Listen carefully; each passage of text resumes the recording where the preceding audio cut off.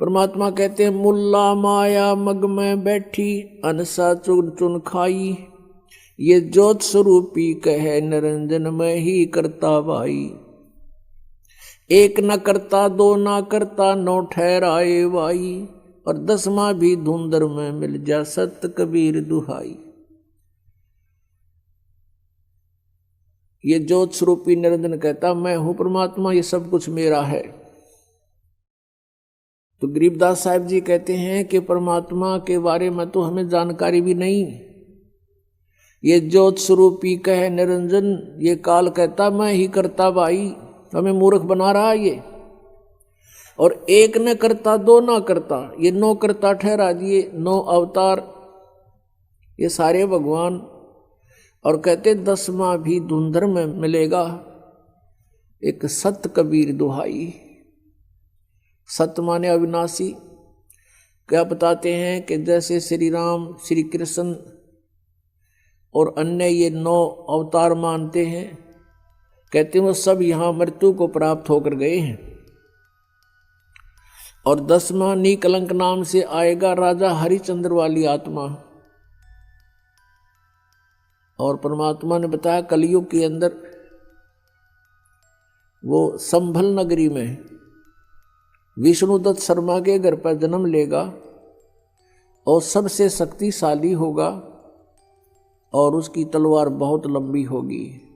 उस समय सभी व्यक्ति कृतघ्नी हो जाएंगे, कोई भी आन कान रह नहीं, मांसाहारी प्राणी होंगे, सब पाप आत्मा हो जाएंगी। उनको फिर वो 10वां अवतार काटेगा, सबको अपनी तलवार से नाश करेगा, जैसे परशुराम जी ने अक्षत्रियों को नाश किया था। अब यहाँ परमात्मा के विधान में और इस काल के विधान में बहुत अंतर है। जिसमें प्राणी अकर्मी हो जाते हैं, अधर्मी हो जाते हैं, जैसे अक्षत्रिय लोग यानी राजा लोग और राजा के दरबारी लोग, ये अधर्मी हो गए थे, इनके कोई आन कान नहीं रही थी। उस समय काल प्रेरणा से परशुराम जी का जन्म हुआ। परशुराम जी ने फिर उन दुष्टों को सबको काटा, मार डाला। अब ये विधान है इस काल का कि निकम्मों को ऐसे सेट करना है, और परमात्मा का विधान है कि किसी बुरी आत्मा हो, अब वो अज्ञान से बुरी होगी और इस तत्व ज्ञान से वो ठीक हो जाएगी।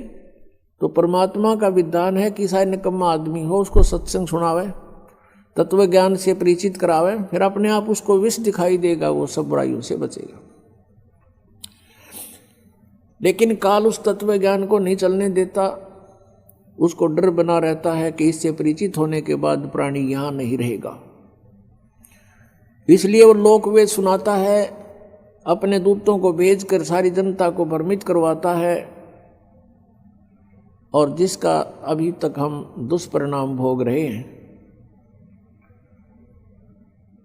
अब 10वां अवतार जो आएगा, अब राजा हरिश्चंद्र की आपने कथा सुनी हो, वो कितने पुण्य आत्मा थे, कितने धर्म आत्मा थे, और किस प्रकार वो अपनी मर्यादा का पालन करने वाले थे। बच्चे को भी बेच दिया, पत्नी को भी बेच दिया, आप भी बिक गया, लेकिन अपना सत नहीं छोड़ा। वो अब स्वर्ग के अंदर विद्यमान है, वो राजा हरिश्चंद्र वाली आत्मा। कुछ पुनों को तो वहाँ नाश करवा दिया उसका स्वर्ग में, और फिर उसको श्रृंगार कर भेजेगा, 10वां अवतार बनाओगा, और उसकी के ड्यूटी लाओगा काल के इन सब को काट दे, जितने भी प्राणी बकवादी हो गए उस टाइम, एंड ऑफ द कलयुग। अब वो आवेगा, सबको काटेगा, मार डालेगा, जो निकम्मे अच्छी आत्माओं को छोड़ देगा। उस समय जिनमें जरा सी भी धार्मिकता शेष होगी उनको नहीं मारेगा। ये विधान रहा परमात्मा का, कितनी आपदाएं आवे लेकिन भक्तों का नाश होया नहीं करता। और फिर उसके वो बैड अकाउंट में लिख दिए जाएंगे, जितने जीवन सा वो करेगा। अब उसको फिर यहाँ से पापों से लाद के भेजेगा, और यहाँ उसकी महिमा हो जाएगी जैसे रामकृष्ण की होगी। रामचंद्र जी ने बाली मारा था, सुग्रीव का भाई, और उसका भी बदला देना पड़ा श्री कृष्ण रूप में। उस बाली वाली आत्मा ने श्री कृष्ण जी के पैर में तीर मार कर वध किया। तो ये तो एक प्रत्यक्ष प्रमाण है कि किए का कर्म का दंड न भोगना पड़ेगा। तो बिना ज्ञान के ये सब ऐसी व्यवस्था है, जो परमात्मा से परिचित प्राणी हो जाते हैं वो इस काल के जाल में नहीं आते, अपना कल्याण करवा लेते हैं।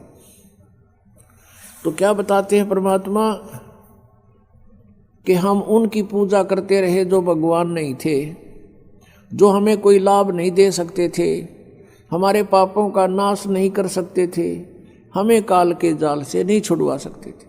तो वो ज्ञान उस परमेश्वर ने स्वयं आकर के देना पड़ा। और जैसा कि आपने वेदों में पढ़ा कि वो परमात्मा अपने तीसरे मुक्ति धाम में रहता, सतलोक के अंदर। अब तीसरा मुक्ति धाम कैसे है? 21 ब्रह्मांड का एक ग्रुप है, एक समूह है। ये काल का लोक कहलाता है, सरपुरुष का।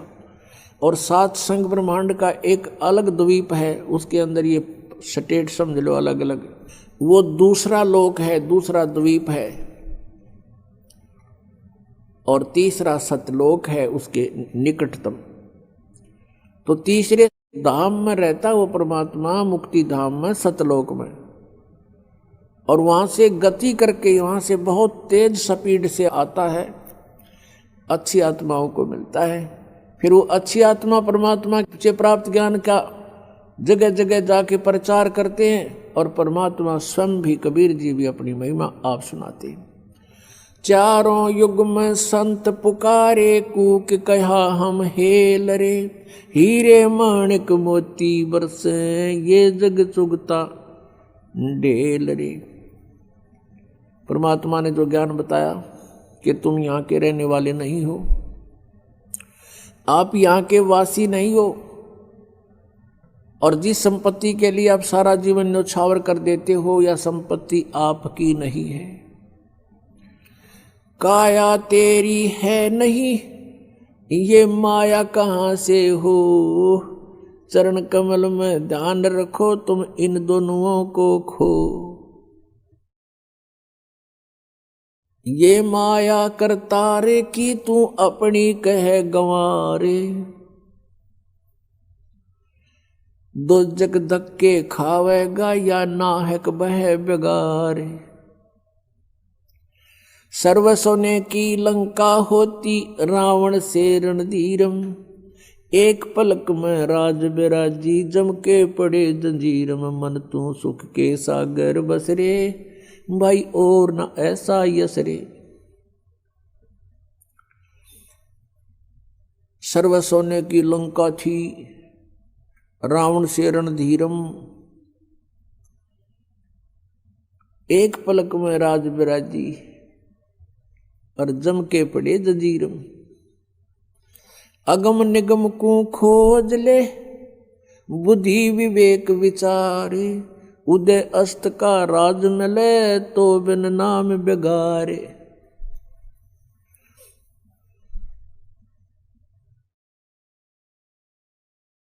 भक्ति बिना क्या होते हैं ये भरम रहा संसारे, रति कंचन पाया नहीं, रावण चलती बारे। सोने के महल बना रखे थे कुबद्दी ने, सोने की ईंटें, सोने की गारा, और उसमें महल और कई कई मंजिल के। और परमात्मा कहते हैं 1 ग्राम स्वर्ण, 1 ग्राम गोल्ड भी साथ लेकर नहीं जा सका। तो हमारे यहाँ भूल पड़ रही है कि ये मेरा है, या कार मेरी है, कोठी मेरी है, बेटा मेरा है, बेटी मेरी है। जिसमें आपकी यह भूल हटेगी, तब आपकी भक्ति फलेगी कि ना बेटा आपका है, ना बेटी आपकी है, ना यह कार आपकी है, ना कोठी आपकी है। अब आपके बच्चे नहीं हैं, ये परमात्मा के बच्चे हैं। आप परमात्मा के नौकर हो, और परमात्मा ने आपके पास ही अपने बच्चे भेज दिए, बेटा या बेटी। इनको आप अपना मान कर करते हो तो या भूल भारी है आपके, लेकिन ये जीव के बस की भी नहीं। इस ज्ञान से धीरे धीरे और भक्ति से, इस एंटीबायोटिक औषधि खाने से, ये तत्व ज्ञान रूपी वचन सुनने से आपको बिल्कुल समझ में आ जाएगी कि सचमुच यहाँ अपना तो शरीर भी नहीं है। तो हमने इन बच्चों को जो आपको भगवान ने दिए हैं, इनके दास नौकर बनकर आपने इनकी परवरिश करनी है। भगवान से डर के इनकी सेवा करनी है, जैसे एक नौकरानी और एक नौकर मालिक के बच्चों की कितनी केयर टेक करता है। इस दास को इतिहास अब याद आते हैं, उदाहरण आते हैं जो संसार में घटे हुए हैं। भगवान ने जो हमें उदाहरण दिए हैं वो सत्य हैं। एक समय दास जब सर्विस करता था, ऑफिस में बैठा था और सामने गली थी, सड़क, और ऑफिस से 2 मकान छोड़कर लेफ्ट साइड में एक बहुत बड़े धनवान व्यक्ति का मकान था, कोठी थी। उसकी एक पुत्री थी, लड़की ज़्यादा से ज़्यादा 8-9 वर्ष की होगी। उसके लिए एक नौकरानी छोड़ रखी थी और उस लड़की का स्कूल वहाँ से ज़्यादा 10 फरलांग होगा, यानी 2000 फुट मुश्किल से 5 एकड़ की दूरी पर। तो वो लड़की को नवाती धवाती, उसके सारे कपड़े चेंज करती और सारा उसको व्यवस्था रखती, खाना पीना दूध सब समय पर खिलाती। और उसको जब छोड़ने जाती थी स्कूल में, पैदल छोड़ के आती थी, थोड़ी दूरी थी, तो वो क्या करती थी, जून के महीने में एक छोटा सा छाता लेकर लड़की पर तो छाता रखती थी और स्वयं धूप में चलती थी, क्योंकि वो मालिक की बेटी थी। और जब उसको नौकरी से निकाल दिया, उसने झांका भी नहीं उधर, और पहले वो उसको इतना प्यार देती थी, शायद माँ भी नहीं दे सकती। तो ऐसे ही हमने इनको मालिक के बच्चे जानकर, और हम सभी यहाँ कष्ट में हैं, दुखी हैं, एक दूसरे को समझकर, जैसे एक सास बहू है, और सास बहू का कहते हैं कुत्ते बिल्ली वाला बैर हो जाता है। ऐसा क्यों है? बिना ज्ञान के गाटा जुड़ रहा है। और फिर कहते हैं जैसा दर्द आपने हो ऐसा जान बिराने। अब जैसे घर का मुखिया है, सास है, उसके अधीन पुत्र वधू है, अब उसके साथ दुर्व्यवहार करेगी तो उसकी आत्मा रोएगी, बोल सकती नहीं। तो वो आत्मा की जो पुकार है वह भगवान के दरबार में डिपॉजिट होती है और उसका प्रतिफल बहुत भयंकर होता है। फिर क्या होता है कि कई जगह ऐसा है कि पुत्र वधू इतनी हैवी है सास पर, उसको तंग करती है, तो उस समय यु ज्ञान याद रखना चाहिए कि हम इस काल ने ऐसी व्यवस्था में जोड़ रखे हैं, क्योंकि यहाँ व्यवस्था ऐसी है। अब जवान बच्चे का और बुढ़े का कभी भी मेल नहीं मिले, ना मन मिले, ना व्यवहार मिले, ना विचार मिले, और फिर रहना इकट्ठा, सास और बहू ने इकट्ठा रहना और कति विचार नहीं मिले, यह गारंटीड बात है, और इसलिए झगड़ा रहेगा, यह भी रहेगा। लेकिन इसका समाधान इस ज्ञान से होगा। देखो, कोई भी घर में हानि करके प्रसन्न नहीं हुआ करता, कोई भी नुकसान करके राजी नहीं, लेकिन हो जाता है। और फिर उसके ऊपर एक दूसरे के साथ खींचातानी करे, तूने ऐसा कर दिया, तू ऐसा करता है, ये करता है। को बालक को उसने प्यार से समझा दे, लेकिन नुकसान जो होना है आपके भाग्य में पूर्व निर्धारित है, वो होके ही रहेगा। और वो नुकसान तो हो लिया और फिर वो झगड़ा बाकी रह गया, बेमतलब की टेंशन। जब आप परमात्मा की शरण में आ जाओगे, ये हानि भी नहीं होगी आपके, सत्कर मान लेना। और इस ज्ञान से जब यो मन बकवाद करेगा, इस ज्ञान रूपी लगाम से यो रुकेगा। एक सास बहू थी, बुढ़िया बहुत लड़ा करती अपनी पुत्र वधू के साथ, इकलौता पुत्र था। अब बेटा न्यों सोचा करता, भाई माँ की बात नहीं मानी तो माँ की आत्मा दुख पाओगी। वो भी अपनी पत्नी को ही धमकाया करता, गलती होती चाहे ना होती, माँ को प्रसन्न करने के लिए। और बुढ़िया बहुत कलियारी थी। अपने आत्मा एक परमात्मा लीला बख्शते हैं, करते हैं, दया करते हैं। एक बहन सत्संग में जाया करती थी बुढ़िया माई, वो उनके घर चली गई, कुदरती परमात्मा भेजते हैं। और वह बुढ़िया लाग रही कति श्लोक सुनान अच्छी बूंदी कहन अपनी पुत्र वधू को, और वह बेचारी बोल रहा नहीं। अब बोलूंगी तो फिर सामने अपने बेटे तो गड़वाएगी, तो वह बेचारी चुप रहने में अपनी खैर समझ रही थी। अब उस बहन जो सत्संग में जाती थी, परमात्मा परमेश्वर के विचार सुनती थी, उसने सोचा ये तो नरक हो रहा है इनका घर। उसने उस बुढ़िया को सहज सहज प्यार से कहा, बहन सत्संग में चल लेगी? ना, हम नहीं जाया करें सत्संग में, ये तो उड़गी जाया करें ठाली, जिन्हें कोई काम कोई ना। हर बुढ़िया ने काम बहुत लड़न का, और काम नहीं उसने, वो छूटे ना उससे। उसने फिर दूसरे तीसरे दिन फिर कहा कि आए एक बार मेरे साथ चल, कोई भी ना रही मेरे साथ चलने वाली, और मैं अकेली रहेगी, सत्संग में जाना है, जल्दी आ जावांगे। वह उसकी मुंह लागती सी थी। उस दिन वह बुढ़िया उसके साथ चलेगी। अब साथ चलेगी तो वह सत्संग सुना, सत्संग सुने तो पुण्यात्मा असर होया कर, ऐसी बात नहीं। जब तक हम कुएं के मेंढक बने रहेंगे, हम उसी क्रियाओं से लिप्त रहते हैं, वैसे ही विचार हमारे बने रहते हैं, और ज़्यादा ही दुख और बुराइयां हमारे अंदर प्रवेश होती रहती है। बुढ़िया ने सुने विचार, उसकी तो एकदम जो है ना, एकदम परिवर्तन आ गया उसके अंदर। अब सचमुच हमने आपस में नहीं किसी को दुखी करना चाहिए।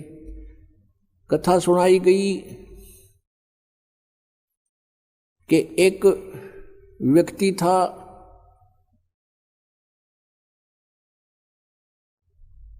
वो कहीं पर साधना कर रहा था, बैठा था, साधना कर रहा था, और एक गाय भागी जा रही थी,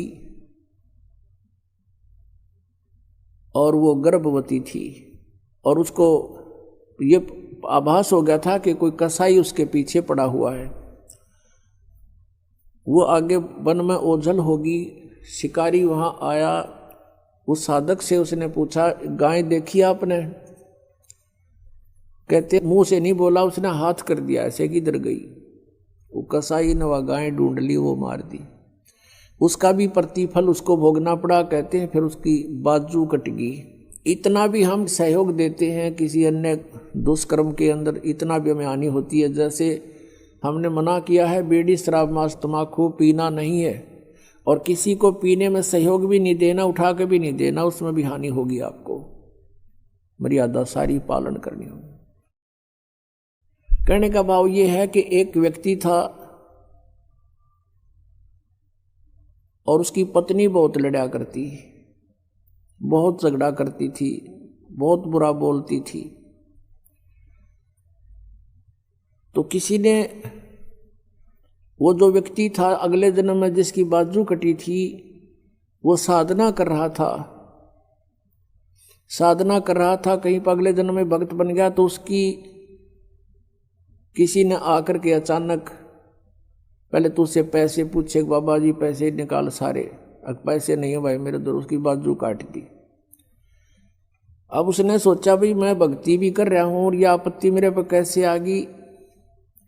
उसने सोचा भी मैं इसका किसी से कारण पूछूं, मेरा कौन से जन्म का पाप था। किसी ने बता दिया भाई इस गांव के अंदर एक भगत है और वो पीछे बीती हुई बता देता है, पिछली बता देता है, भविष्य की नहीं जानता। वो उसके घर पर गया तो उसने पता लगा कि वो घर से बाहर गया हुआ है। फिर भी उसने सोचा घर पे पता करता हूं। जब वो घर पे गया तो उसकी पत्नी से पूछा कि ऐसे ऐसे वो कहाँ है भगत। हुआ उसकी पत्नी लगी गाली देने कि तेरे जैसा ढेढ़ वो है, हंडा धक्के खांदा जिसरे तू खावे है, पता नहीं के सुना दी। अब जिसका हाथ कटा हुआ था उसने सोची भाई मैं तो गलत आ गया, मेरे साथ मजाक कर दिया दिखे ना। भगता के घर में कैसी बात होया करे, इसी ने कमी होया करे।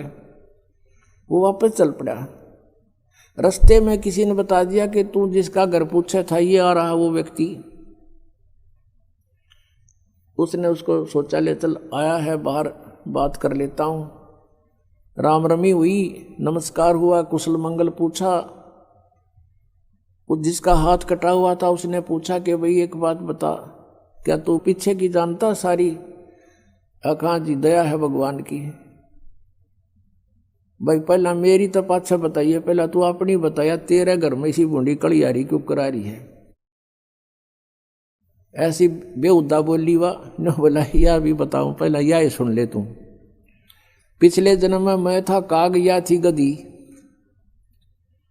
और जब कुमार इसने छोड़ देता इसकी कमर टूटी हुई होती थी, मैं इसकी वो खाता था, टूटी हुई कमर से उन जख्मों से मांस खाता था। तो आज भाई अपना बदला ले रही है मेरे से, और ये इतने जख्म करेगी मेरा जितने मन न कर रखे हैं। तब उसने पूछा भी फिर मेरा हाथ क्यों कर कटा? मैं तो भगत आदमी, और यू कैसे जुल्म हुआ मेरे साथ? उसने बताया कि पिछले जन्म में भी तू भगत था, और तूने एक गाय के कटने में सहयोग दे दिया, तूने न्यू हाथ कर दिया कि इधर गई, बोला नहीं तू ऐसे गई, इससे तेरा हाथ कटा। अब कहते हैं तुमने दरगाह का मैल नहीं देखा, धर्मराज के तिल तिल का लेखा। अब इस तरह कहते तुम एक दूसरे को सताओगे तो तुम्हें आगे फिर दंड भोगना पड़ेगा। वह बुढ़िया के बात समझ में आएगी, अकबर ने तो जुल्म कर दिया। उसके बाद अपनी पुत्र वधू को वो बिल्कुल शांत रहे, बोले नहीं फालतू। सत्संग में ये भी सुनाया गया कि जो कुछ हानि होनी है वह तो हो चुकी, और पाछा वो खाम खा महाभारत बनाने की कोई आवश्यकता ही नहीं। वो तो दूना दुख पैदा करने वाला वो वस्तु आवे नहीं वापस। एक दिन क्या हुआ, वह पुत्र वधू गाय भैंस का दूध निकाल के और ऊपर कड़ियों में कड़ा डाला कर दे, हुक लंबा सरिये का हुक ला देते, और उसमें बाल्टी टांग देते थे कड़े में, हुक में, कुत्ते बिल्ली से बचाने के लिए। अब उस पुत्रवधू ने वो ऊपर, क्योंकि ऊंचा होता था, गर्दन नीचे रखनी पड़ती थी, न्यू कर टांगन लगी, वो कि तो उल्टी साइड में लग गया। उसने सोचा टंग गया, हाथ छोड़ दिए, वो बाल्टी नीचे गिर गई, सारा दूध फर्श पे फैल गया। अब पुत्रवधू ने देखा बुढ़िया की तरफ, अकी वो होगी ओन अनो बिरना कई दिन का सांग हो गया यो। अब उसकी तरफ देख रही है बेचारी भयभीत दृष्टि से। बुढ़िया कहती बेटी कोई बात नहीं, हमारे भाग में नहीं था यो, और इसको उठा ले ऊपर ऊपर से और भैंस को ही डाल दे बेटा उसके चारे में। ये अपने भाग में नहीं था इसलिए गिर गया, कोई बात नहीं। अब उस पुत्र वधू ने सोचा आज बुढ़िया कौन सा स्टेशन पकड़ेगी, या तो कदे 16 बात बोलिया नहीं करती।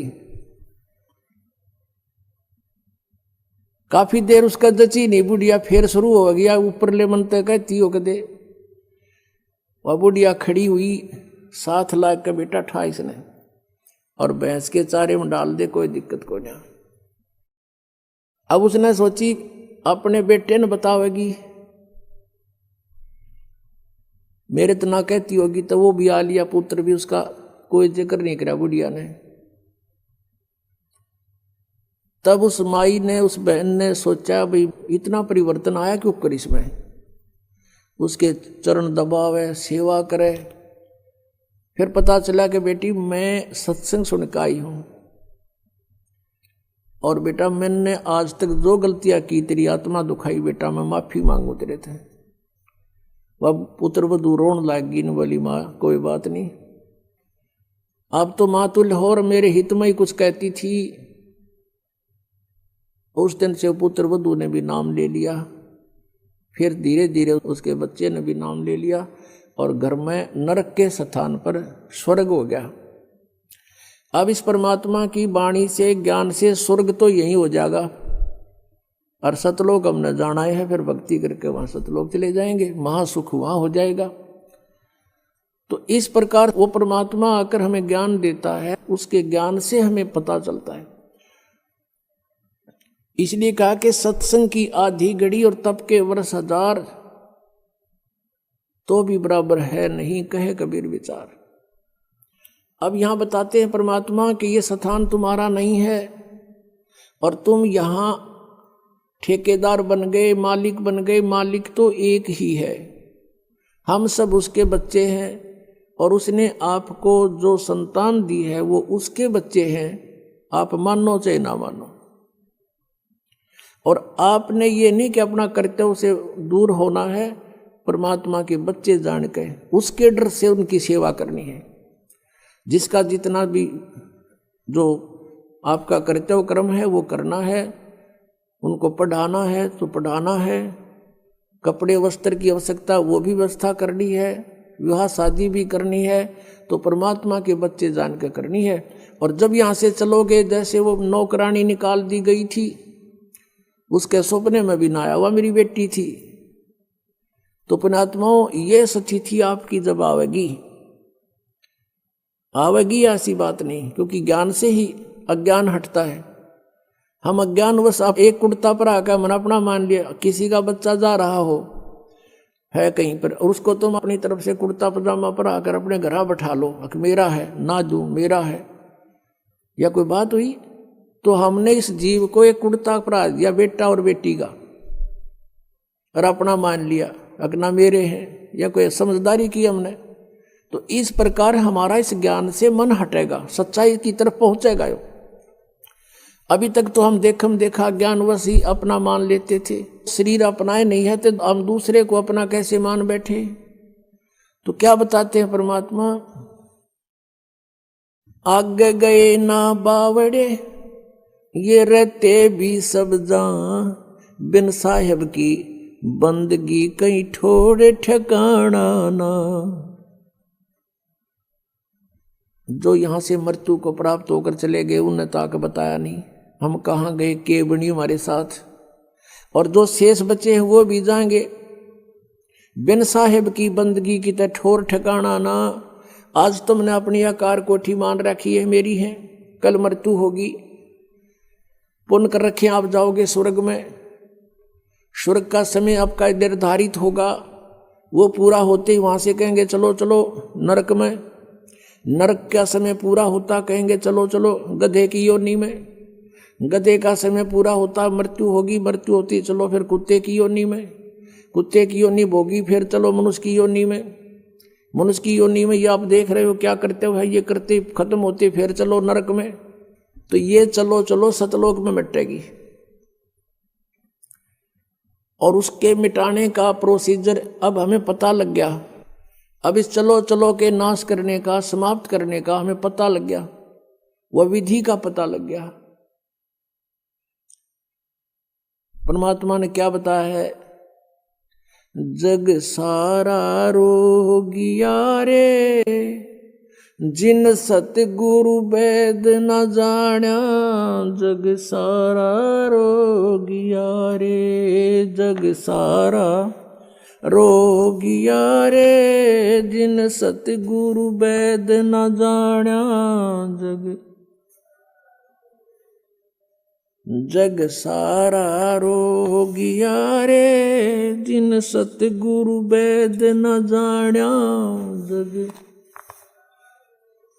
भाई जन्म मरण का रोग लग्या है, तृष्णा बडरी खांसी, जन्म मरण का रोग लग्या है, तृष्णा बडरी खांसी, आवागमन की डोर गले में पड़ी काल की फांसी, जग सारा रोग यारे जिन सतगुरु वेद न जाण्या, जग।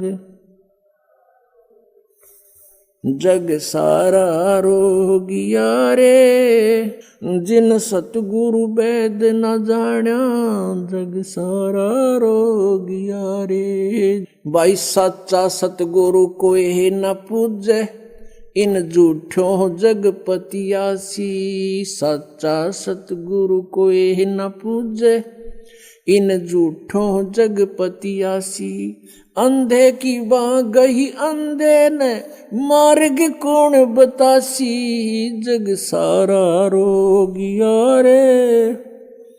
जिन सतगुरु वेद न जाण्या, जग सारा रोगिया रे, जग सारा रोगिया रे। जिन सतगुरु वेद न जाण्या, जग सारा रोगिया रे। भाई देखा देखी गुरु से बन गे, किया ना तत्व विचारा। देखा देखी गुरु से बन गे, किया ना तत्व विचारा। गुरु से दोनों के सिर पे, काल ठोके पंजारा, जग सारा रोगिया रे। जिन सतगुरु वेद न जाण्या, जग सारा रोगिया रे। जिन सतगुरु वेद न जाण्या, जग। भाई सार शब्द सर जीवन बूटी, गैस गैसे अंग लगावे। सार शब्द सर जीवन बूटी, गैस गैसे अंग लगावे। कहे कबीर तुम सतकर मानो, ये जन्म मरण मिट जावे, जग सारा रोगिया रे। जिन सतगुरु वेद न जाण्या, जग। जग सारा रोगिया रे। जिन सतगुरु वेद न जाण्या, जग सारा। सार शब्द सर जीवन बूटी, गैस गैसे अंग लगावे। सार शब्द सर जीवन बूटी, गैस गैसे अंग लगावे। कहे कबीर तुम सतकर मानो, ये जन्म मरण मिट जावे, जग सारा रोगिया रे। जिन सतगुरु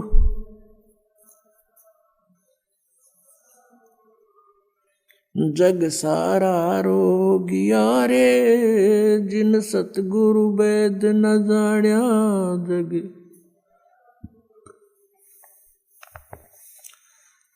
अब इसमें ये बताया कि भाई जन्म और मरण का ये रोग लगा हुआ है आपके, और जब तक जन्म मृत्यु का रोग है, जीव सुखी नहीं रह सकता।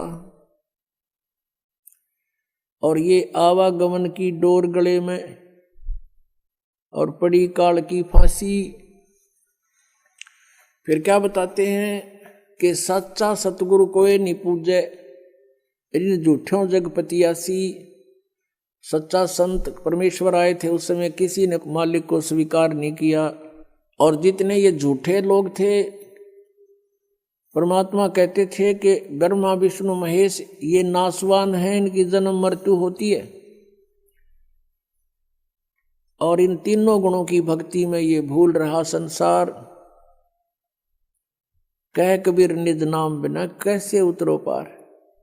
तो इस बात का विरोध करवा दिया उन झूठे गुरुओं ने कि कबीर झूठ बोलता है, ये जुलाहा है, क्या जाने संस्कृत को। क्योंकि संस्कृत के पढ़ने वाले ब्राह्मण अधिकारी होते थे। परमात्मा कहा करते थे कि सच्चा सतगुरु कोई ना पूजे, झूठों जगपतियासी। इन झूठों पर विश्वास किए बैठे हैं, और अंधे की बाँ पकड़ रहा अंधा। इनके गुरु भी अंधे, और अनुयायी तो अंधे होते ही हैं, वो गुरु जी के अनुसरण करते हैं। अंधे की बाँ गई अंधे ने, मार्ग कौन बतासी। अपने आत्माओं, हमारा पवित्र हिंदू धर्म में जन्म हुआ, और हम श्री राम, श्री कृष्ण, विष्णु और भगवान शंकर को, जैसा लोक वेद हमने इनकी कथा सुन रखी थी, इनके बारे में सर्वेश्वर मानते थे, सर्व पाप नाशक जानते थे, समर्थ शक्ति मानते थे, सारे ब्रह्मांडों का रचनहार मानते थे, अजन्मा मानते थे। तो किन्होंने बताया? नकली गुरुओं ने, अंधे गुरुओं ने, जिन्हें वो स्वयं भी अंधे थे, हमें भी हाथ पकड़ दिया कि हमें सब कुछ दिखाई देता, आ जाओ हमारे पीछे पीछे। जबकि उनकी जीवनी में लिखा है कि ब्रह्मा विष्णु महेश नासवान है। पुण्यात्माओं, ये कंसेप्ट क्लियर करना अति आवश्यक हो जाता है, क्योंकि ये बहुत बड़ा अज्ञान हो गया है। और इस अज्ञान का नाश करने के लिए जरा सा भी कोई लूज पॉइंट रह गया तो जीव समझ नहीं सकेगा और नकलियों का दाव लग जाएगा। देखो ब्रह्मा विष्णु महेश को ये तो नाशवान बताता है, और भी ये प्रमाण दिखा दूंगा, आप पे चुप कर दोगे उनको कि देखो ये तो पुराणों में लिखा है, क्या ये अपने आप बता रहे हैं? तो वो दुष्ट जो अभी तक आग लगाते आए हैं समाज में, उनकी दाल निकलेगी। पुण्यात्मा, दास को इन सदग्रंथों की जैसे वेदों, गीता और पुराणों की कति आवश्यकता नहीं, क्योंकि जो ज्ञान दास को मिला है वो तत्व ज्ञान है, वो सूक्ष्म ज्ञान है। और कहते हैं ये चारों वेद सूक्ष्म वेद के पूता, वो सूक्ष्म वेद के पुत्र हैं ये, यानी पूर्ण कंप्लीट ज्ञान तो उसके अंदर है। बाकी वेदों में इनकम्प्लीट नॉलेज है बिल्कुल सही जितना लिखा है, लेकिन अधूरा है। जैसे मैट्रिक का सिलेबस होता है वो गलत नहीं होता, लेकिन वो MA BA PhD का नहीं होता, और PhD MA वाले में नीचे का भी सारा ही कुछ होता है। लेकिन ये सदग्रंथ आपके लिए रखता है ये दास। ये मेरी लालटेन है अंधे वाली। एक अंधा व्यक्ति रात्रि के समय चला जा रहा था खेतों में, जंगल में। आगे से बच्चे आ रहे थे शोर मचाते हुए, उछल कूद करते हुए। उस अंधे सूरदास ने कहा, बच्चा देखना देखना भाई, मैं अंधा हूं, ध्यान से चलना बेटा। और लालटेन ले रखी हाथ में जगती हुई। उन्होंने पूछा कि बाबा सचमुच आप अंधे हो? वो चारों तरफ घूम गए, हाँ बेटा मैं अंधा हूं। फिर लैंप किस लिए ले रखा आपने? कि तुम आंखों वालों के लिए कहीं मेरे में टक्कर मार दो, बूढ़े दे ही तोड़ दो। 20 रोशनी में तुम मुझसे टल जाओ एक तरफ से, मुझे ना कोई हानि पहुंचा जाओ, अंधेरे में दो खेत है। इसलिए ये लालटेन आपके लिए रखिए बेटा, आंखों वालों के लिए।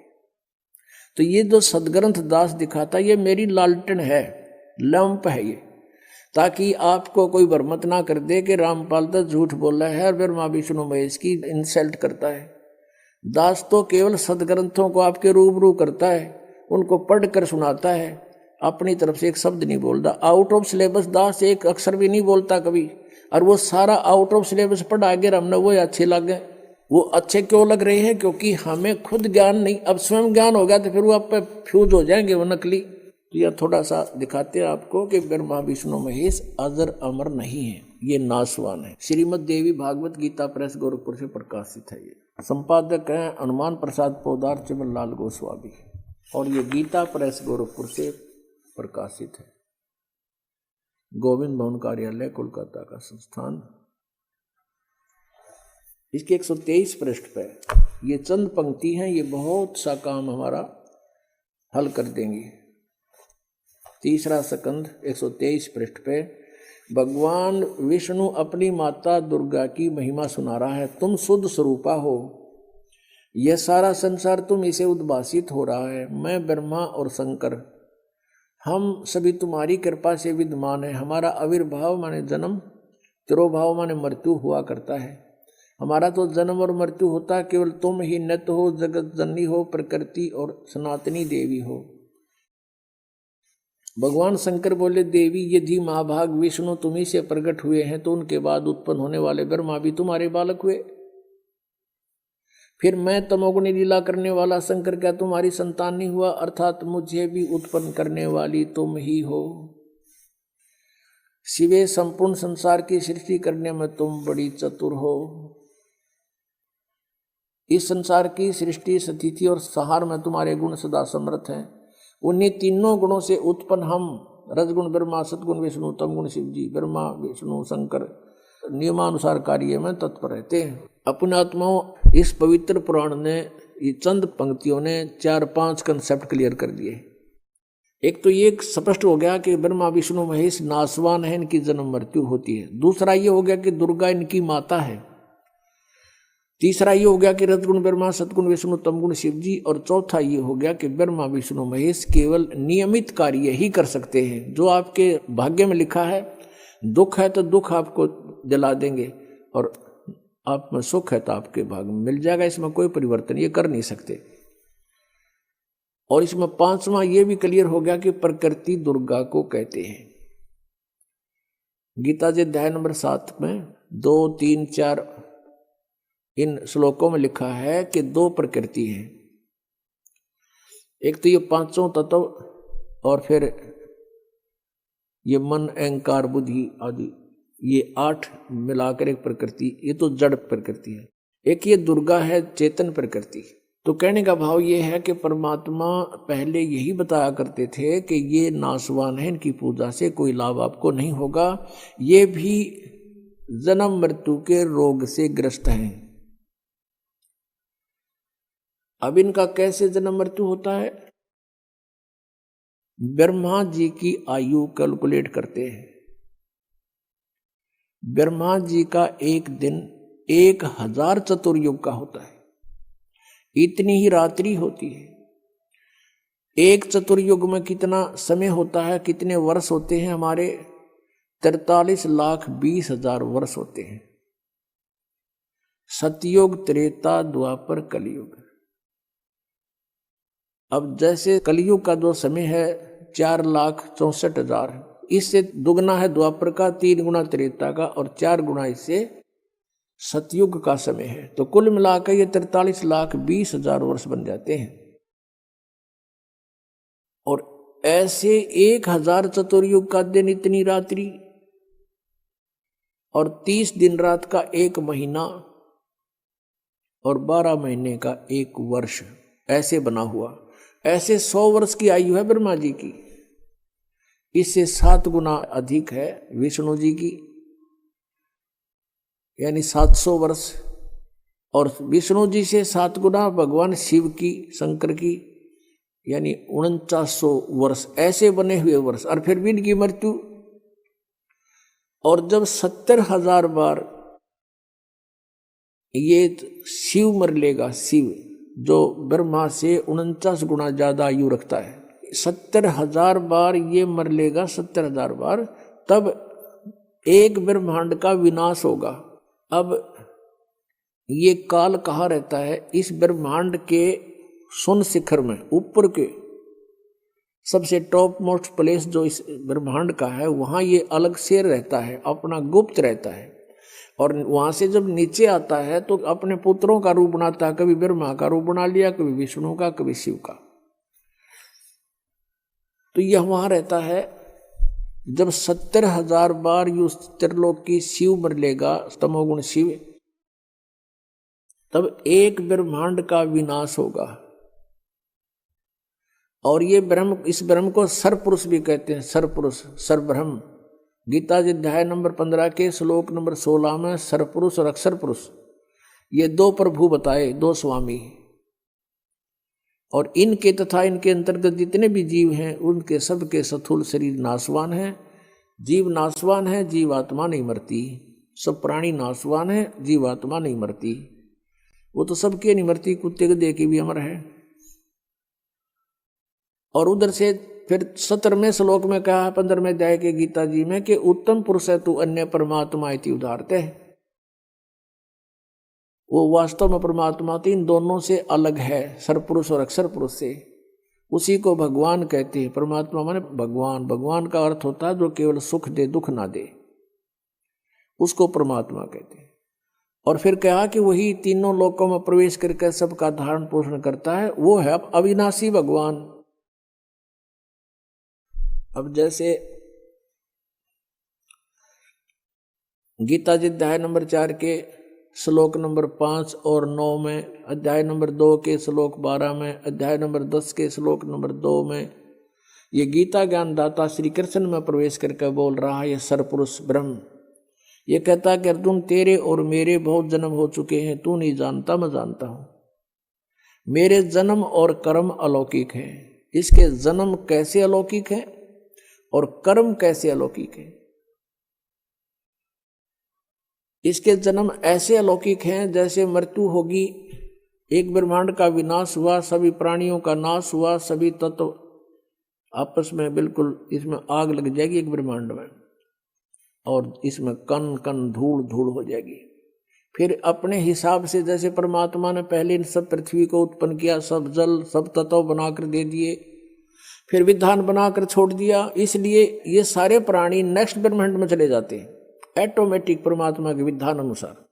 और उसमें दुर्गा की भी मृत्यु होती है और ब्रह्म इस काल की भी मृत्यु हो जाती है जब 70,000 बार युग काल का पुत्र शिव मर लेगा। और ये एक युग होता है किसका? अक्षर पुरुष का। ये एक युग हो गया अक्षर पुरुष का। ओहो, अब फिर क्या होगा कि यहां से सभी प्राणी दूसरे ब्रह्मांड में चले जाएंगे। 21 ब्रह्मांड है इस काल के पास। उस ब्रह्मांड में जाते ही परमात्मा ने विधान बना रखा है कि इन दोनों का, दुर्गा का और इस ब्रह्म का, अपने आप युवा शरीर निर्मित हो जाता है वहां जाते ही। जैसे आप देखते हो वर्षा के दिनों में आप छत पर होते हो, वर्षा आई और थोड़ी सी देर में क्या देखते हो, वहां मेंढकी फुदक रही है। वो कहां से आएगी? उस 5 तत्वों के संयोग से अचानक ऐसा एटमॉस्फेयर बन गया कि वो अपने आप उनका शरीर बन गया। आप देखते हो इनमें गेहूं में कीड़े हो जाते हैं, यानी सुरसी हो जाती है, अपने आप हो गई, लेकिन अन्य प्राणी नहीं हो सकते।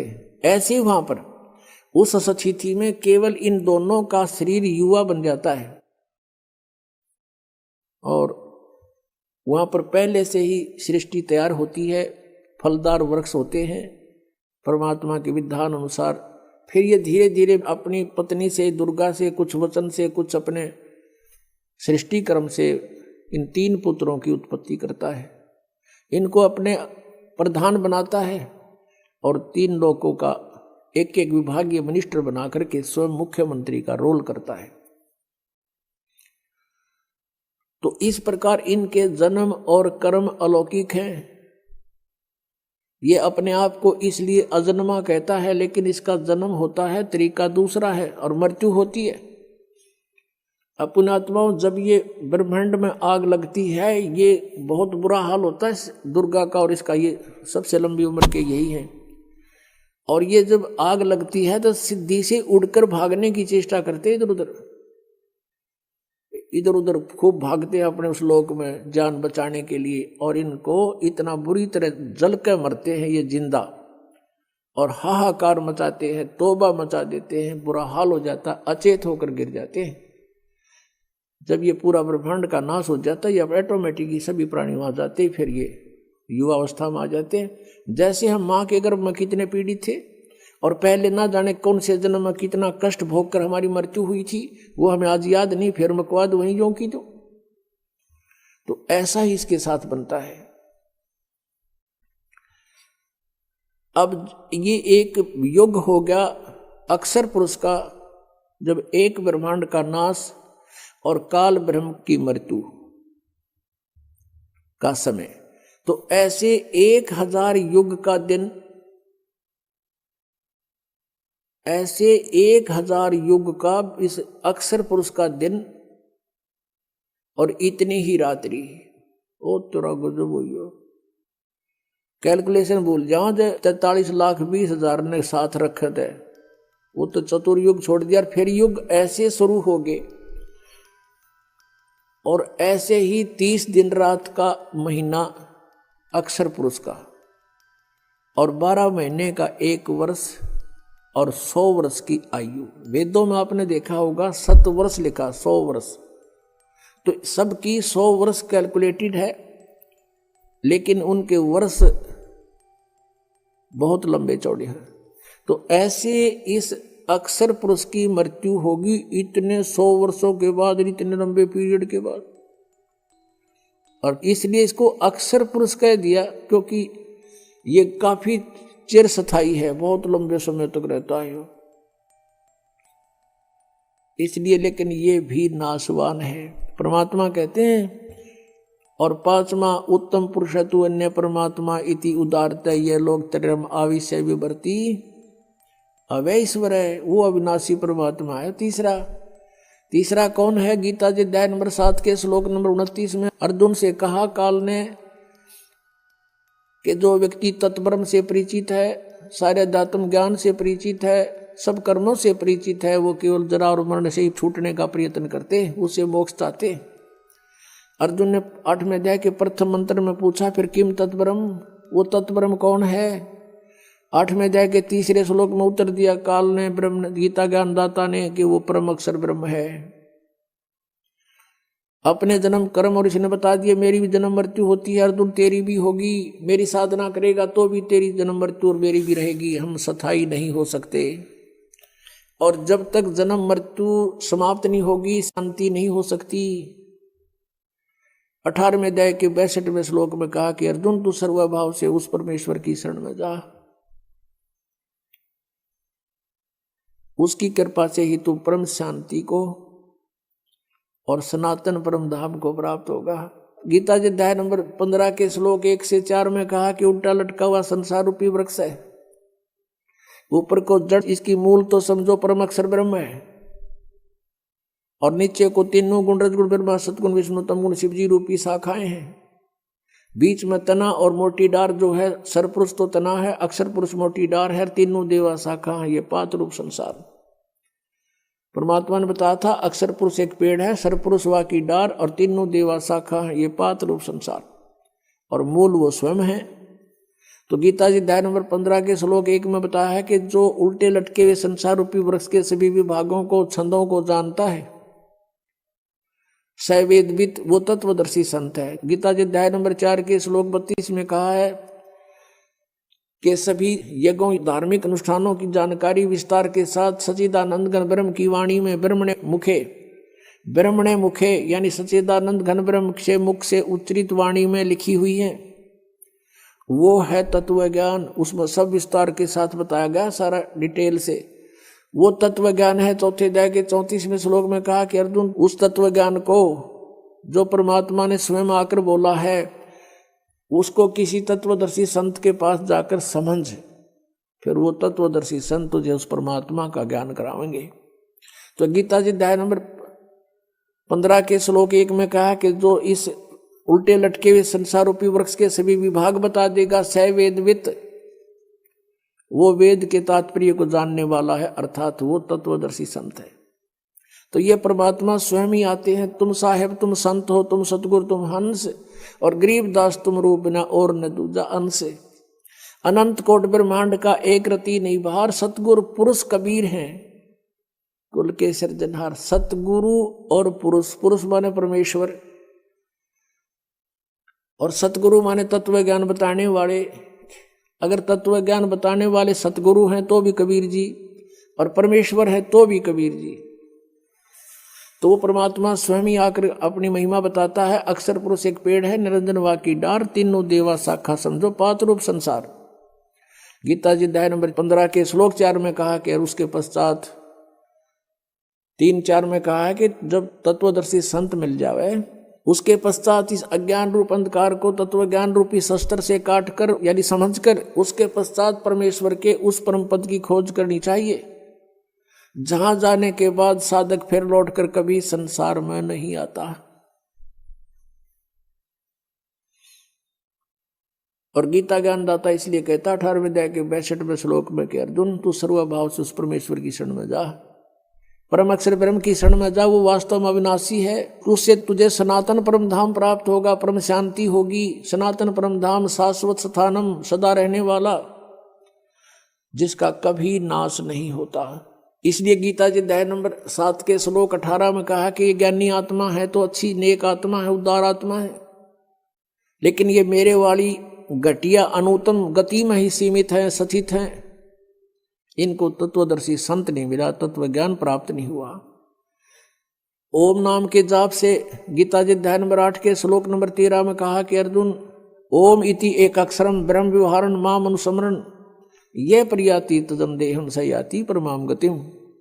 मुझ ब्रह्म का केवल एक ओम मंत्र है और नथिंग एल्स, ये एक अक्षर है, और जो अंतिम समय तक उच्चारण करता हुआ इसका शरीर त्याग कर जाता है तो मेरे वाली परम गति को प्राप्त होता है। ओम से कौन सी परम गति है? ब्रह्मलोक प्राप्ति, ब्रह्म प्राप्ति, ब्रह्मलोक प्राप्ति। ब्रह्मलोक में गए हुए प्राणी भी जन्म मृत्यु में है। तो यहाँ कहता 7वें अध्याय के 18वें श्लोक में कि ये उद्धार आत्मा है तो समर्पित मेरे पे, पर मेरे वाली अनुत्तम घटिया गति में सचित है। और अनुवादकर्ताओं ने, नकलियों ने कर रखा अनुत्तम का अर्थ अति उत्तम तभी तो मालिक ने बता अंधे की बाँ गही अंधे ने। हमारे कौन बतासी 17वें अध्याय के 23वें श्लोक में कहता हूँ सच्चिदानंद घन ब्रह्म की साधना का ओम तत्सति निर्देश ब्रह्मण त्रिविद समर्थ है। उस सच्चिदानंद घन ब्रह्म के पास जाने का, पूर्ण मोक्ष प्राप्त करने का, उसको पाने का 3 मंत्र की साधना है। ओम तत्सर पुरुष का, तत् ये सांकेत है, ये अक्षर पुरुष का मंत्र है, और सत भी सांकेतिक है, ये परम अक्षर ब्रह्म का, परम अक्षर पुरुष का मंत्र है। इन तीनों की मजदूरी करने से, साधना करने से, कमाई करने से, भक्ति की शक्ति से हम सतलोक जाएंगे। गीता जी अध्याय नंबर 8 के श्लोक नंबर 5 और 7 में गीता ज्ञानदाता कहता है अर्जुन यदि मेरी शरण में रहना है तो युद्ध भी करना पड़ेगा और भजन भी कर, मुझे प्राप्त होगा, नो डाउट। अब अपने प्राप्ति बता रहा है कि मेरी भी प्राप्ति होगी इस ओम मंत्र से, ओनली 1 मंत्र, 8वें अध्याय के 13वें श्लोक में। और कहता युद्ध भी करना पड़ेगा, यहां शांति नाम की चीज नहीं, परम शांति चाहिए तो उसकी शरण में जा। 8वें अध्याय के 8, 9, 10 3 मंत्रों में कंटिन्यूस बताया है कि उस सच्चिदानंद घन ब्रह्म की जो साधना करता है उस तत्वदर्शी संत के बताए अनुसार उस मंत्र से,